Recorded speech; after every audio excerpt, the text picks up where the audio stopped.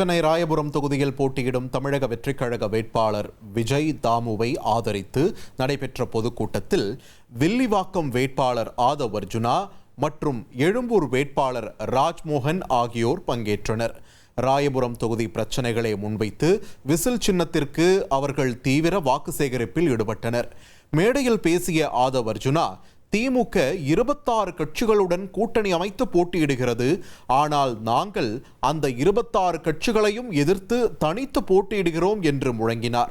மேலும் மே 4ஆம் தேதி பொதுமக்கள் வைக்கப் போகும் பொங்கல்தான் உண்மையான பொங்கல் என்றும், பேச்சை விட செயலே முக்கியம் என்றும் விஜய் தாமுவிற்கு ஆதரவாக பேசினார்.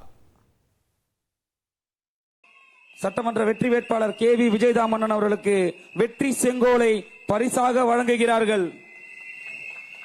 இதோ நமது ராயபுர சட்டமன்றத்தின் வெற்றி வேட்பாளர் அண்ணன் KV விஜயதாம் அவர்கள்.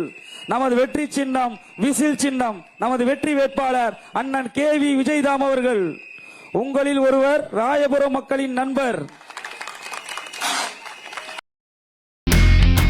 இனி செல்லும் இடமெல்லாம் செய்தி. தந்தி டிவியின் வாட்ஸ்அப் சேனலை ஃபாலோ பண்ணினா செல்ல இருக்கும் இடமெல்லாம் செய்தி. இதோ QR கோட் இப்பவே ஸ்கேன் பண்ணுங்க, ஃபாலோ பண்ணுங்க.